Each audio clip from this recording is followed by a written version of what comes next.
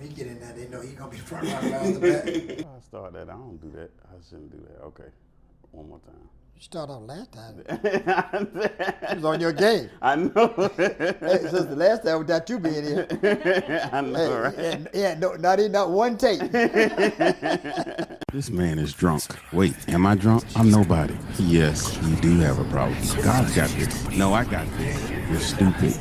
You're dumb. I'm a father. I'm a husband. I'm a son. I'm a leader. I am Marcus J. Scott.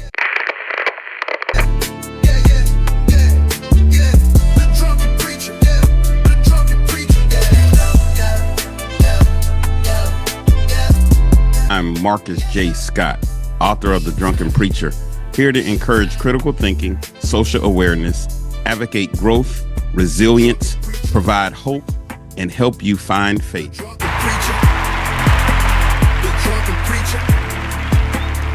Welcome to another edition of the Drunken Preacher podcast. I'm Marcus J. Scott, and I have my good friend here, Brother Jarvis EL-Amin, and he's been on before. How you doing today? Fantastic, brother. I'm doing great. Man, I tell you, since we last spoke, I've had some things go up and down, and this real estate market is, it's kind of been so-so.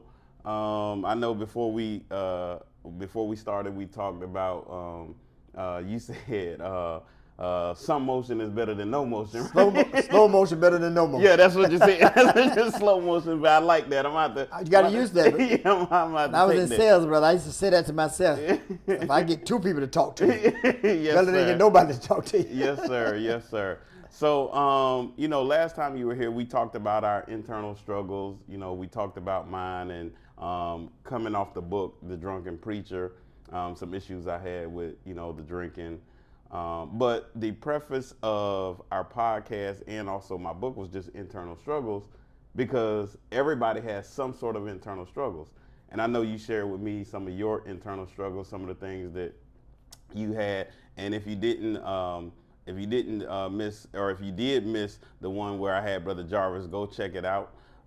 It is on our YouTube podcast, Marcus J. Scott 4040, Marcus J. Scott 4040.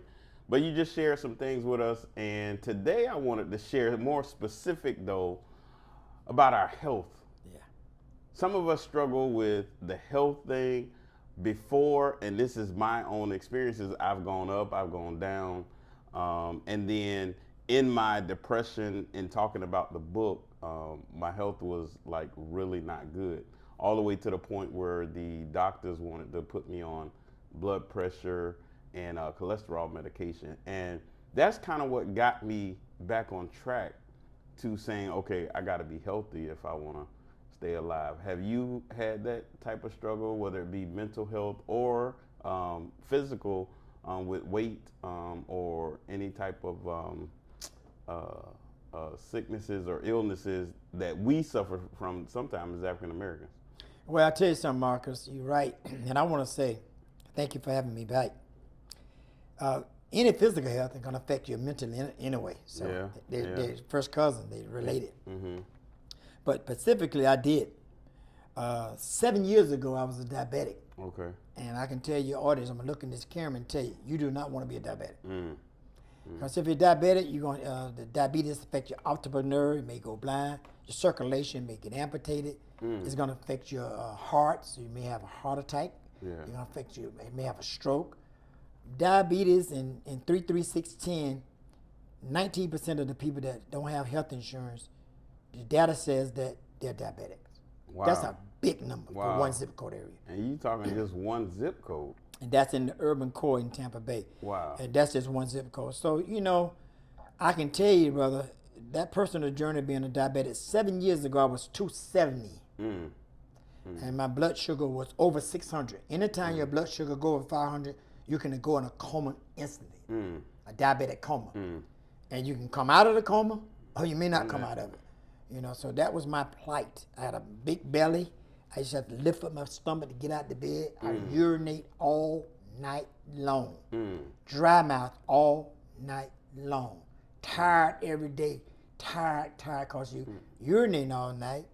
Dry mouth is drinking water. but you're tired because when you get up, you've been up 8, 9 times going to the bathroom. Yeah. That was a real health struggle, and your health is your greatest wealth. Yeah. And I think the challenge markers for our listeners and our viewers is that they say they're on a diet. And that's why you had the up and down. Yeah. I did the same thing. When you say you're on a diet, then I had a doctor tell me you're borderline diabetic. That's the biggest lie I've been told, either diabetic or not diabetic.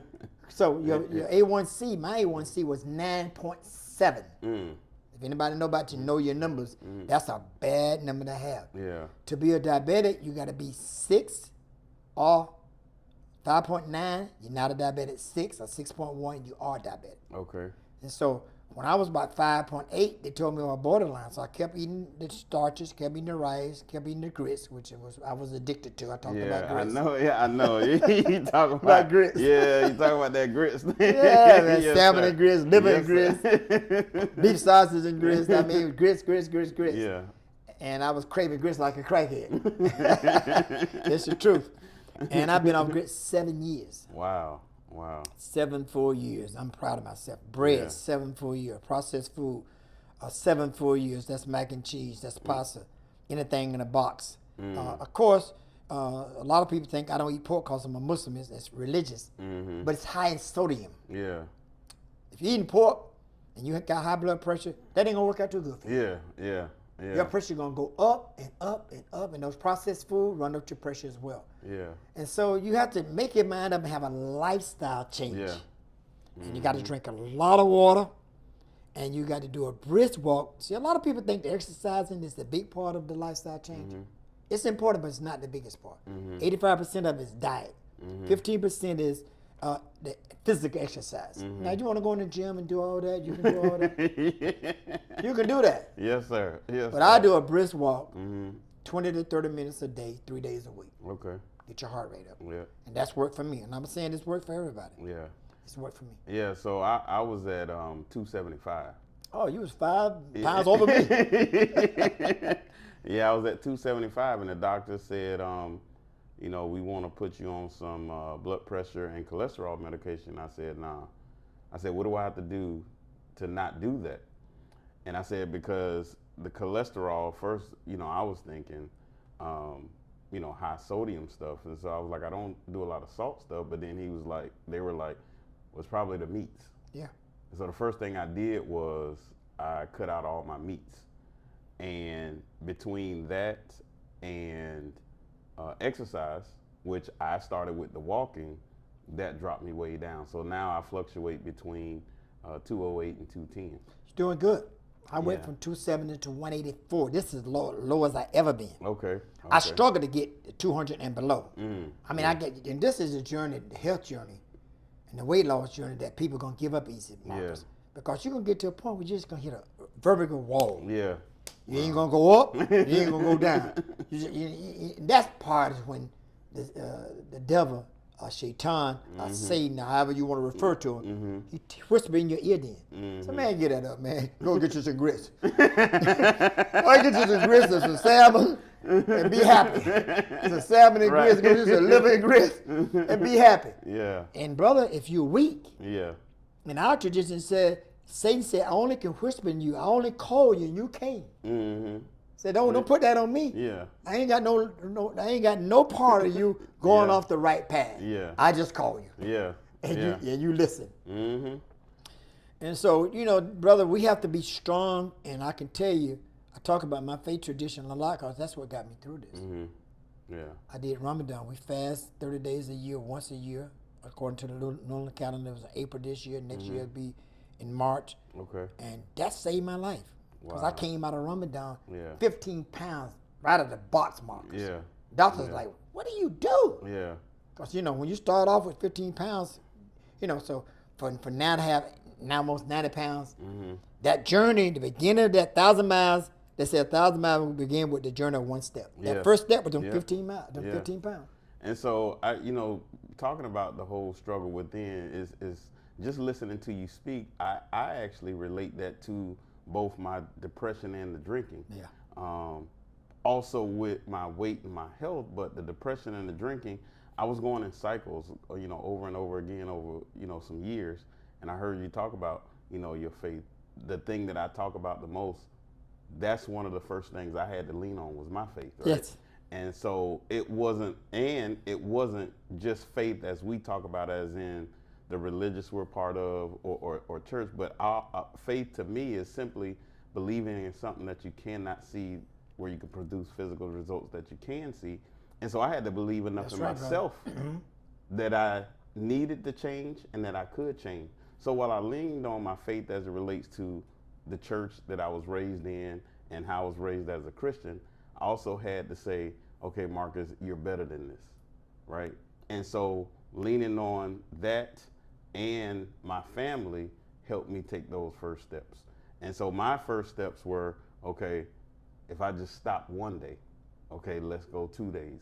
And because every time I said, well, I'm not gonna do this no more, and I was looking long term, it just seemed like so far, so far off. So I had to start with the first day. Yeah. Journey of 1,000 miles began with one step. Yes, sir. Yes, sir. And so, well, I'll tell you something. How you eat an elephant one bite at a time. Yes, sir. And yes, so sir. a lot of time we make, and that's why the people do all in January, all these goals. They go and join the gym. They do all of that.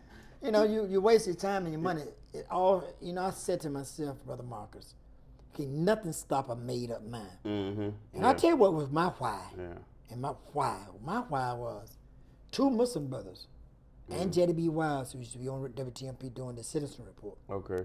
They all end up on dialysis because they was a diabetic first. Mm-hmm. Now, I'm not saying this for everybody, but metformin is what they normally put people of color on for diabetes. Mm-hmm. The side effects of it kill your kidney. And they end up on dialysis. Yeah. And I seen them end up on dialysis and die. And this was like all while I was going through my weight loss journey and my struggle. And I had them to remind me. If I remain a diabetic, and then I had my family history to remind me. My grandmother died at 52, heart disease, diabetes. My great-grandmother died at 55, heart disease, diabetes. I don't like to hear them numbers because I'm knocking on the door of 50.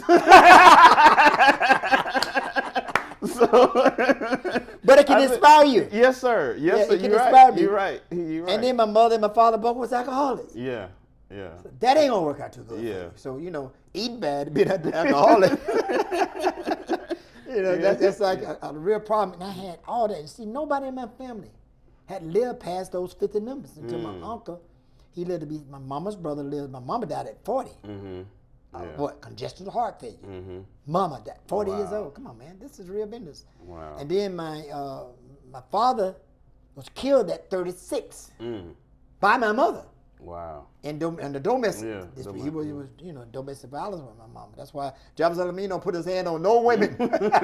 Yeah, you talked about that. I talked about that.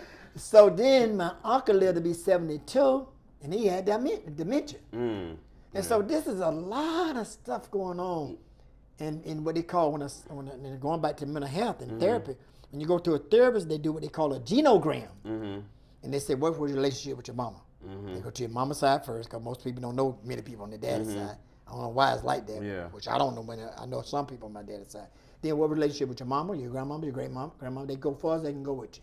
And they're going to see some behaviors in those relationships that's playing out in your life. Gotcha. Then they're going to go to your daddy's side. Yeah. They call it a genogram. What relationship with your daddy? Now, I ain't had much, but he was alcoholic, so that's all as far as I can go, because I didn't know his daddy. Didn't know his daddy. And so I'm saying all this to say this all affect our mental health. Yeah. Because we have internal struggles, childhood traumas that's affecting our adult behavior. Yeah. And so one of my last shows, I actually had a doctor on here that was in the educational psychology and psychiatry spaces. So we talked about some of that as it related to community and school and church, and then even in our culture. And so I found, and this is what I currently do now, because of some of the depressions and stuff that I went through, that I came out of, I consistently go to, when I say consistently, every so often I still go to see my therapist and counselor, even if I don't think nothing's wrong. it's kind of like a car, right? After you drive it so long, you get a checkup. You do an oil change, right? It's called preventive maintenance. Preventive, and that's what I said on the last show. I say I need some preventative maintenance. Yeah. And so sometimes I go just to say, hey, let's talk. That hey, anything going on? Nope. I just want to make sure I'm good. Check in. Here's what's happening. Sometimes I feel this way. Sometimes I don't. Oh, okay.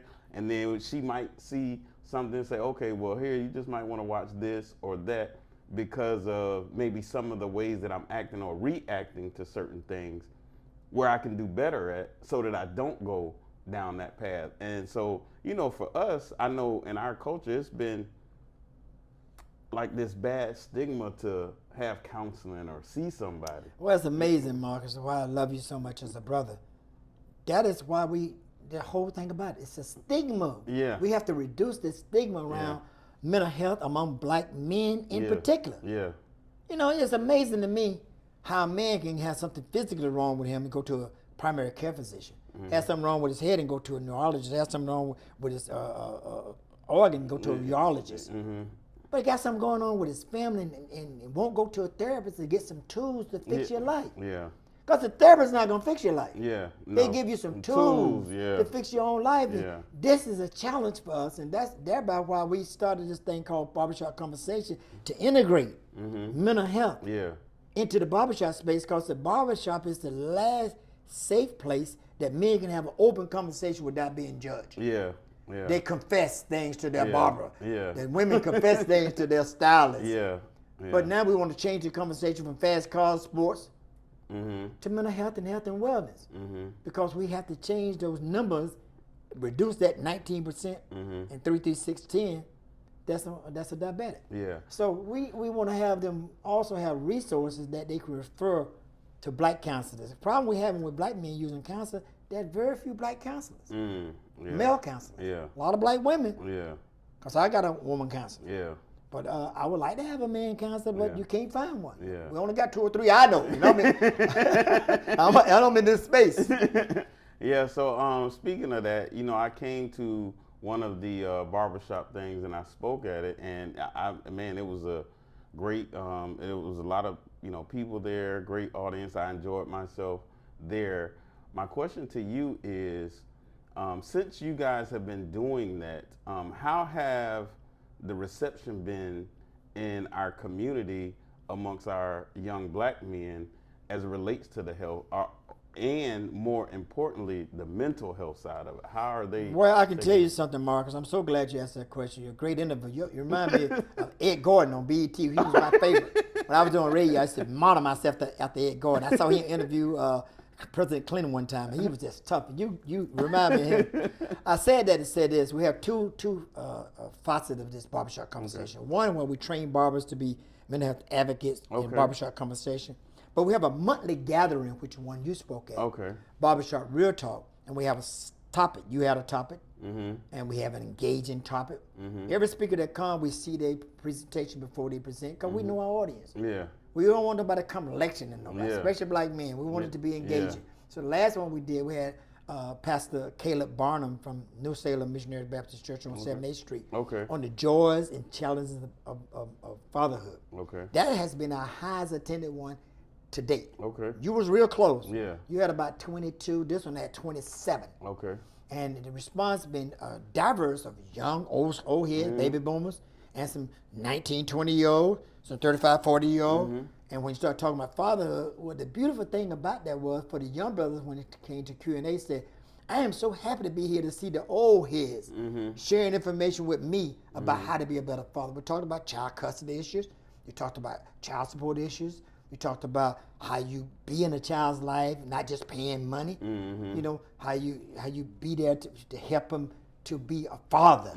Not just to be a sperm donor, but to be a father. And so it's been received very well. We got one coming up June 24th.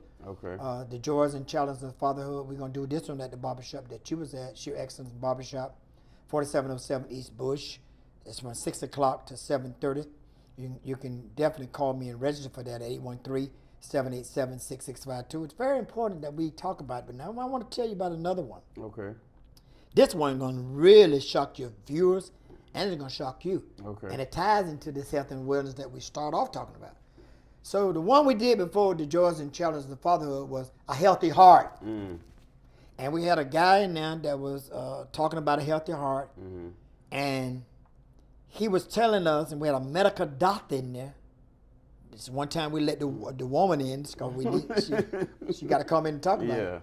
And she was telling us what tests you should ask, being a self-advocate to your doctor. Okay. What tests you should be telling your doctor if you're having heart problems, what tests you should be having. A lot of doctors won't give you this test because insurance won't pay for it. A lot of doctors won't give it to you because they don't think you deserve it. A lot of them won't give it to you because you don't self-advocate for yourself. 2 brothers, since that one, have had a heart attack. Since they was in that particular healthy heart session. Wow. And they are good. Know why? Because they knew what test to ask for. And they self-advocated for themselves. One ended up having to get a pacemaker. Other one had to end up having the test. He said, Jarvis, I'm so glad I came to Barbershop Real Talk, this monthly gathering in the barbershops, because I knew what to ask my doctor. Said I was asking so many questions. The doctor said, "Oh, you're a doctor?" Some of the other cultures get kind of offended when a brother started asking questions. They say, "Well, this brother know," if you know what I mean. Yeah, I definitely know what you mean. And that's good. And you said something in that where you were saying, some of the older gentlemen were there and some of the younger gentlemen were there. One of the things that I found that in writing my book and taking the journey myself and having some of these feelings myself is that some of the issues that I see is that a lot of the older people just didn't talk to or about the struggles that they went through to the younger generation. That's true. Because it was always this grown folk business, or they just didn't want to talk about it. And so even when I interviewed my father, who was on our podcast, I said, well, you didn't, I didn't know when, money was getting low. I didn't know when the family was struggling. Like, we didn't see it. We just always thought everything was good and perfect. So I assumed he had no struggles, right? And so I think the challenge from the older generation, a lot of baby boomers and then their parents, because their parents didn't talk to them about stuff. And so they just didn't talk to us about stuff. And so we were like, well, they don't seem like they had any struggles. And then we try to figure it out on our own. And that's everything from health to education or, how to make money or whatever, manhood, all of that stuff. And so has that been better accepted since you've been talking to having the barbershop talk with the older gentlemen, even the older men saying maybe I should talk more to the be more transparency. Yes, and that's why I make this approach. It's such an innovative approach that now men are opening up in transparency, and it's in the barbershop. They feel comfortable because they confess to their barber. Now they confess in a barbershop setting. The idea of this that came from the Confess Project of America, Atlanta, Georgia, Lorenzo Lewis, that came up with this brilliant, novel idea. Shout out to him. It's a beautiful idea. 4,000 barbers are doing this all over the country in 32 states. We the first one to do it in the state of Florida. Tampa's number one. Not JBL, not at Miami, not Fort Lauderdale, but we're doing it in Tampa. Okay. And so I'm saying to you, yes, transparency. I talked about what I just talked about you, about my mama being promiscuous, my father killing me. I wouldn't dare talk about that. 20 years ago, we was talking not to talk about that. Exactly. We talk to be strong. Not even talk about, we have people that talk about their sex life or lack of sex life. Talk about Viagra or no Viagra. But this was something, men were shame, what we call in the culture, shame-faced it to talk about. And even when we were growing up, grown folks business. You got to get when grown folks start talking. You know it. You had to look at you. What you still did? This grown folks, get out of here. So that hurt us. And then we thought that being a man was not to show emotion, though we have emotion. Exactly. It's all right to cry. It's all right. Keith Sweat cried a lot. The 90s, they learned how to cry. Yes, sir. But before the 90s, we weren't doing a lot of crying. So you don't want nobody to think you're weak. So you got to put up this image. But it's all right to be vulnerable. Even in male-female relationships. A lot of men have bad relationships. I didn't have it myself. I told you last time, this is my 7th wife. I've been to the well 6 times and came up dry. And I got it right on my 7th time. But a lot of that came from not being transparent. Not being open. Not being open to my wife. Not telling her what I really feel. Because I don't want her to think I'm weak. Yeah. You know what I mean? So it's we had some bad myths and stuff, especially in this deep South, where I come from, in Georgia. Yeah. And it's just with Georgia, Alabama, Yeah. Florida, all this deep South. Yeah. And it happened up north too, because most people that migrated from down south to up Yeah. north. But we fixing that now. Yeah. And that's why I'm so excited. I'm not doing this. I was in ADT business. I came out of retirement to do something Yeah. that's impactful and impressive and to make a difference. Yes, sir. Yeah, I think I said it last time. You know, one of the things that I think about now is impact versus income. You said it. Impact versus income. I want to make an impact on the next generation, my community, more so than the income. I believe the income will come if I make the impact. And I see you doing that all the time. And that's one of the reasons why I invited you the first time, because you were one of the people that I looked at that was in the community that was actually doing something. You know, a lot of people talk about stuff. And I tell you something, my family, and I love you for that, because that's always my intent, Marcus. I ain't trying to get on social media, trying to be in no something. I never did nothing in the community I've been here since '87. For the 38 years I've been here, never did it just for doing it. I want to make an impact. I want to be impactful and impressive. Yeah. More important to be impactful.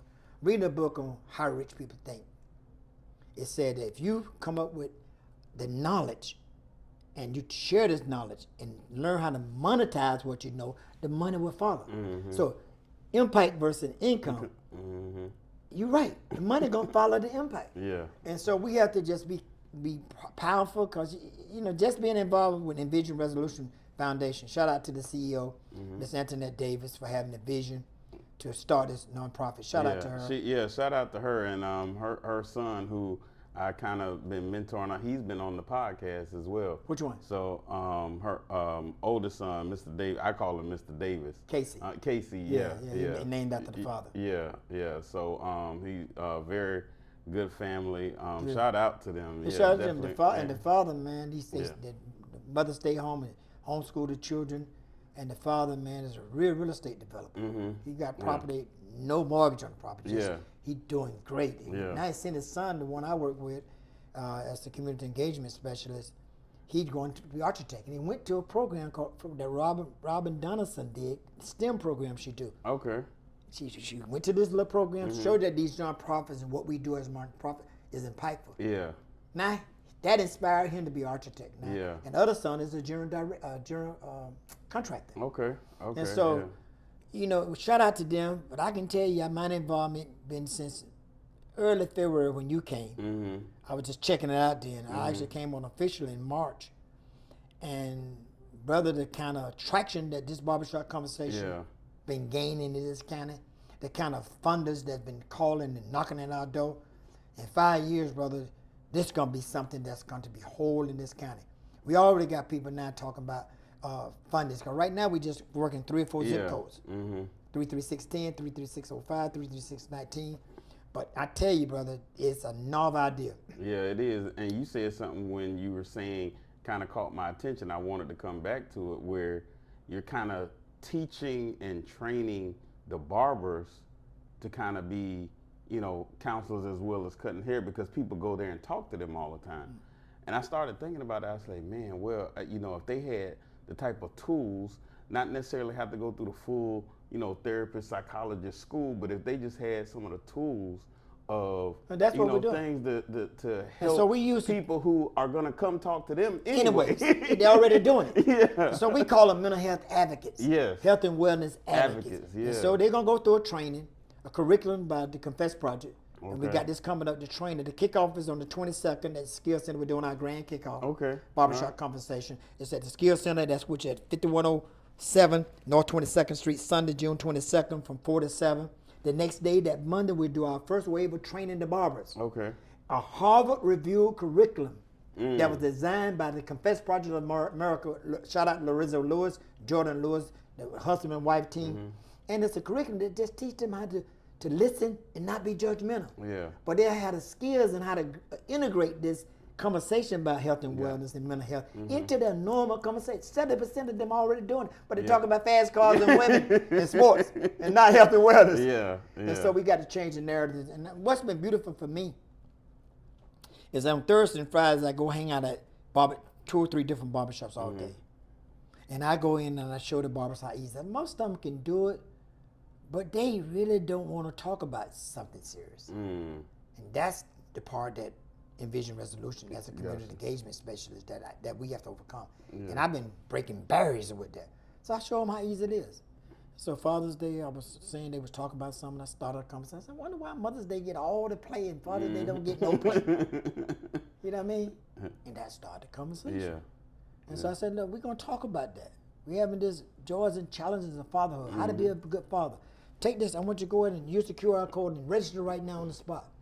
And that's been working. And barbers started registering. We incentivized them to register. Everybody get registered. We give them $5. If they show up, we give them another $5. So we incentivize them. So everything they do is incentivized, so they're not just doing it. They get paid to go through the training, 8-hour training. They get $500 to go through the training. So we incentivize it. And so they're going to be good. I'm just can't wait. The eyes haven't seen, the heart haven't felt the impact that this going to make after they get the training. Cause we make an impact without the training already. None of the barbers had 8-hour training. We're doing our first training June 23rd through the 25th. Because we're going to do the training. We all going to be trained. Because they say, well, we'll let you train. We'll train y'all, but you got to use our curriculum. So they it's amazing to me how the money, if I can tell you how the Confess Project have monetized what they're doing, just for an idea. He was a barber. He said, he went to school to be a mental health counselor. Couldn't get nobody to come to his office. He said, well, why don't you just start advocating and talking about this in the barbershop? This is a safe space. And he came up with the idea of training them to be certified mental health advocates. And what we did was we wanted to understand mental health and wellness is the same, because you got diabetes, that's going to affect your mental too. Absolutely. I mean, I think about when I was going through my depression first. That was affecting how I ate. And then the lack of not exercising and everything. So now I'm overweight. So now I'm unhealthy and I'm mentally unstable or not right. And it can work in reverse, right? Having your health in bad, situation, and now you're thinking bad about yourself. Self-esteem. Self-esteem is going down. And so the two are connected, and I'm glad you're doing something, about that to make the impact. And income will follow. Oh, income will follow. They knocking at the door. Well, I can tell you my other story is being married. This is my 7th wife. And I want to tell that story because when people hear that, special women, when they hear it, they get all uptight. Matter of fact, I had a woman sister I really wanted to marry, and she told me, she broke my heart. She said, I ain't trying to be nobody's 6th wife. And I was in love with her. And I said, you're going to be my first. But I want to tell this story. How this came about for me. So I went to counseling and I found out how my mother used to talk to men. So she would promise you had a man for the rent, another boyfriend for the grocery, another boyfriend for this. And I used to see my mama, and I was a little kid, but boy, women need to hear this, how when you have boys around you, how this affect little boys. I was driving around to collect. On Friday, I'm driving around with no license in Georgia, looking for all the paymasters to come up with the money. And one time I was with her and she talked to this guy. I like this guy. You know how you, as a little boy, you end up liking, you ain't got no father in your life. You start liking some of these guys. At least you know when they show up, some salmon gonna show up, some grits gonna show up, some eggs and cornflakes gonna show up. So she talked to this guy so bad, Marcus. Get your BS and curse word this and curse word this. And I felt bad when I left. I never said nothing to my mom. It stayed with me all my life. And I said when I was a little boy, when I become a man, I'll never let no woman talk to me like that. And I meant that. So let me show you how that played out in my adult life. Men, listen to me. Marcus, listen to me. Women, listen to me. Because I'm going to drop some real jewels now. That played out in my adult life. And so anytime a woman just raised her voice, maybe legitimate. If she raised her voice at me and said, bah, bah, bah, bah, bah, I was gone. I go to, and that's how I became a womanizer. That's how I became a player. I go to another woman that ain't have to hear that one. And I became a player, and I'm proud of this. But I never knew, and this is why I've been married so many times. Because when that, sometimes I left some good women, but that was affecting me, and I didn't know where that was coming from until about 5 years ago. I went to a therapist and did that genogram. I told that story to my therapist. She said, that's why you've been married so time. Because now she identified how that was affecting me in my adult life. And all of us got some childhood trauma, men, black men in particular, that's affecting us now. But you need to go see a therapist and do a genogram and get that out of you so you can fix your life and stop having all these bad relationships and married too many times and 40 years and 50 years old still trying to be a player. Let it go. Yes, sir. Yes, sir. Absolutely. Well, I tell you, anytime I start talking about internal struggles, mental health, it does something to me because I know what it feels like. Yes, brother. I know what it feels like to just be in a bad space. Then we said, in a funk. Yeah. That's the old folks say. I'm in a funk. In the country, they say. Yeah. And I mean, my thing is, I really want to help this next generation not to have to go through that, or not have to feel like they have to go through it alone. And so that was one of the reasons I wrote my book, The Drunken Preacher. It was like, and I was nervous about writing it at first because I'm like, man, do I want to tell all this? You know, one of my siblings got mad with me when I wrote my book, From South Georgia to South Africa, The Journey on the Rock Road to Success. And I talked about Jimmy Bell. My mother's name was Jimmy Bell. And talked about that whole, how she was promiscuous. Man, why you say all that about mama? You tell everybody about mama. And they fell out with me about that. And I said, look, man, that's my story to tell. Yeah. I had to get it off me. Yeah. You don't like it? Write your book and counter what I said, but you're not going to be able to not say it didn't happen. Yeah. Because it was truthful. Yeah. And so, you know, transparency has been a great thing in my life. Yeah. You know, so we have to get that out. Yeah. I know you said you had something coming up on the, was it the 24th or the 26th? I got a couple things coming Okay. up. I want to talk about specifically what's coming up on the 22nd. Okay. And so this is a national mental health initiative, barbershop conversation. As I said earlier, where we integrate health and wellness and mental health into the barbershop space. 4,000 barbers been trained to do this all over the country in 32 states. We bringing it a grand kickoff, bringing it to Tampa, to Hillsborough County this Sunday.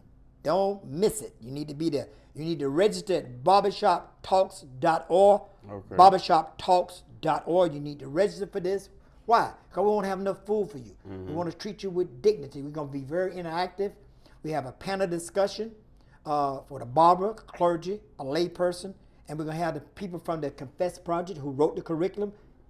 She will be our guest speaker. That's the wife of Lorenzo Lewis. Lorenzo couldn't be there because he still may come, but he's studying. Now he's going back to get his doctorate degree in psychology. This is the same guy who just had a vision to talk about health and wellness and mental health in the barbershop.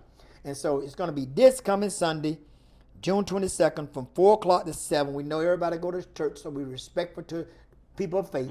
So we're doing it at 4 o'clock to 7. Livio is going to be the caterer. If you know about Livio, strong black business, do great food for the catering. We're going to have let's talk about our sponsors, and those are our partners. Tampa General Hospital came on board.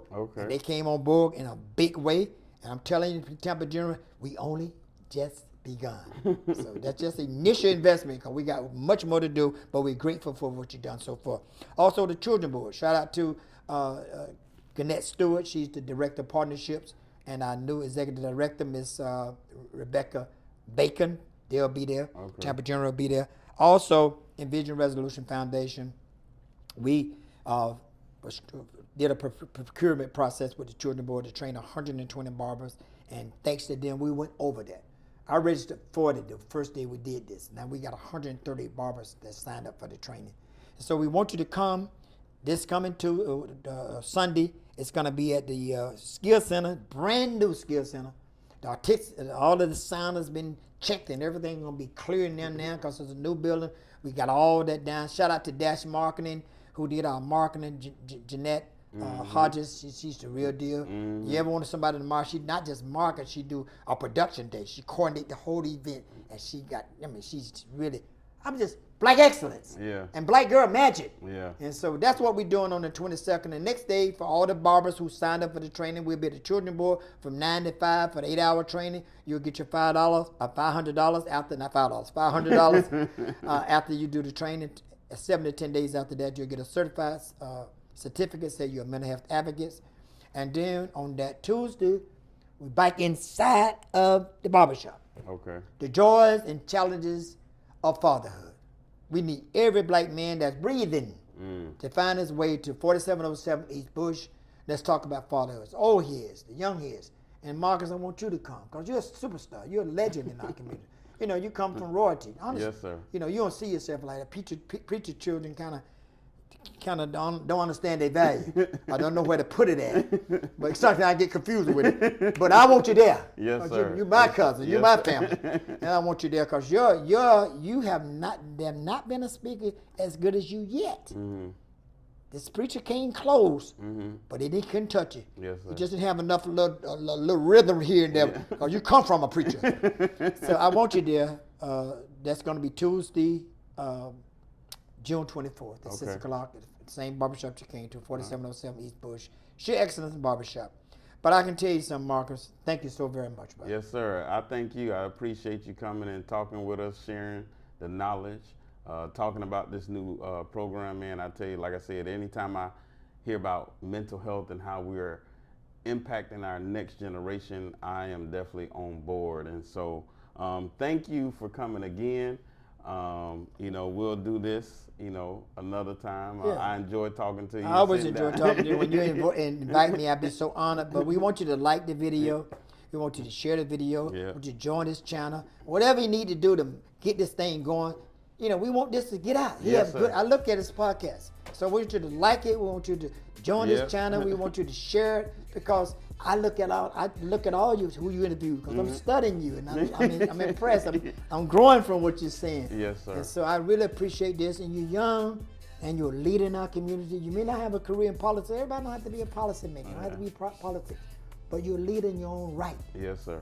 And you're affecting change in our community. You're doing things for the right reason. Impact and let income follow. So Yes, I'm sir. honored to be your friend. Yes, I sir. love your Thank father, you. man. Give Yeah. your father my love, your mother. Yes, sir. And we look forward to seeing you again. Yes, sir. Well, you heard it here first. Everything that's going down, make sure you share, subscribe, and like. And thank you for watching the Drunken Preacher podcast. You know how we always end the show. Always have a heart of gratitude and the strength to keep moving forward. God bless you. It's your time. Yeah.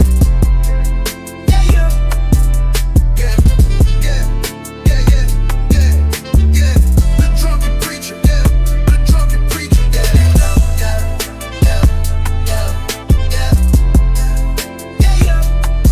It's your time. It's your time. The drunken preacher. The drunken preacher. The drunken preacher. The drunken preacher. The drunken preacher.